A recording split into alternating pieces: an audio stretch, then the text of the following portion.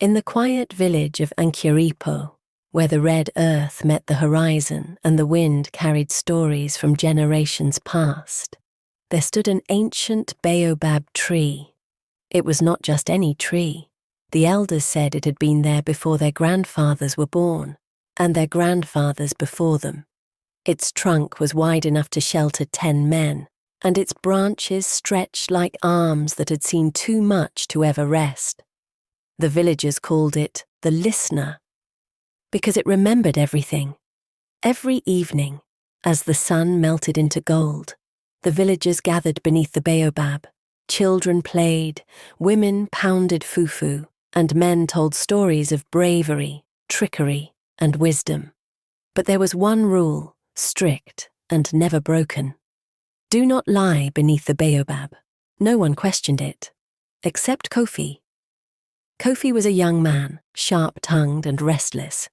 He believed the old ways were chains meant to hold back those who wanted more. Stories don't feed a man, he would say. Truth or lies, what difference does it make if you still get what you want?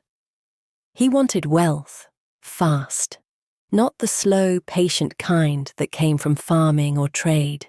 No, Kofi wanted the kind that made people respect you overnight. One season, the rains failed. The farms dried. The river thinned. Hunger began to whisper through the village. The chief called a meeting under the baobab. We must share what we have, he said. No one should go to bed hungry. The villagers agreed, but Kofi had other plans. That very night, under the moon's quiet watch, Kofi crept into the village storehouse. He took sacks of grain, more than he needed, and hid them in a pit behind his hut. The next day he stood under the baobab with the others. I have nothing, he said loudly. Even my small harvest has failed. The elders looked at him carefully. The wind stirred. The baobab stood silent. Days passed. Food grew scarcer, yet strangely, Kofi seemed stronger, fuller, untouched by the hunger that weakened everyone else.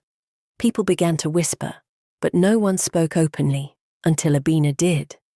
Abina was not loud, she was not forceful, but she was observant. She had watched Kofi's movements, noticed the soil behind his hut, freshly disturbed too often. That evening she stood beneath the baobab. I have something to say, she began. The village fell silent.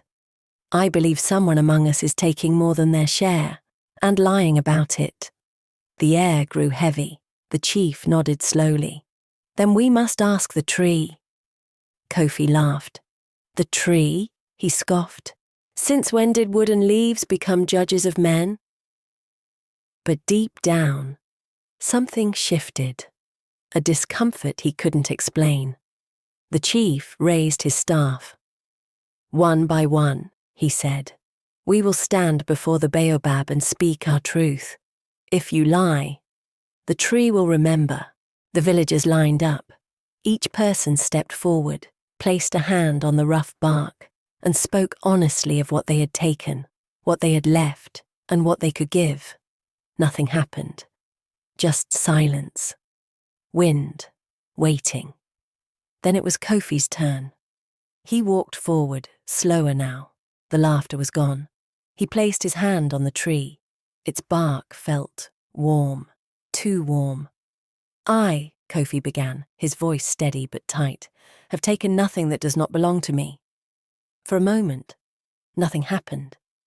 Then, a deep creaking sound echoed from within the tree. The ground beneath them trembled slightly. The leaves above began to rustle, though there was no wind. And then, a low, heavy voice seemed to rise, not from the air, but from everywhere at once. You have spoken, but not the truth. Kofi staggered back. His heart pounded. This is trickery, he shouted. You planned this. This is not real. But the villagers stepped back, fear and awe in their eyes. The baobab had never spoken before. Not like this. The voice came again. The earth remembers where you hide what is not yours. Suddenly, the ground behind Kofi's hut cracked open. The soil shifted, revealing the hidden sacks of grain. Gasps filled the air. Kofi fell to his knees. I was going to return it, he stammered. But the words sounded empty, even to him. The chief stepped forward, his face calm but firm. You did not just take food, he said. You took trust. Kofi lowered his head. For the first time, he understood. It was not the hunger that had exposed him. It was the lie. The baobab fell silent once more, as if its duty had been fulfilled. The stolen grain was returned to the village, shared again, carefully, fairly. And as for Kofi, he was not cast out. No, the elders believed something deeper. Punishment teaches fear, one said, but responsibility teaches truth. Kofi was made keeper of the storehouse. Every grain, every sack, every measure passed through his hands. At first the villagers doubted. But something had changed. Kofi worked longer than anyone, spoke less, listened more, and every evening before the sun dipped low, he would stand beneath the baobab and say nothing at all. Until one day, months later, he placed his hand on the tree again. I was wrong, he said quietly. I thought I could take without consequence, speak without weight. But truth does not disappear. The wind moved gently through the branches, soft this time, almost like approval. And from that day on, whenever a child asked why they must never lie beneath the baobab, the elders would smile and say, because some things in this world do not forget. Moral of the story: truth is not just spoken, it is lived. And even when no one is watching, something always remembers.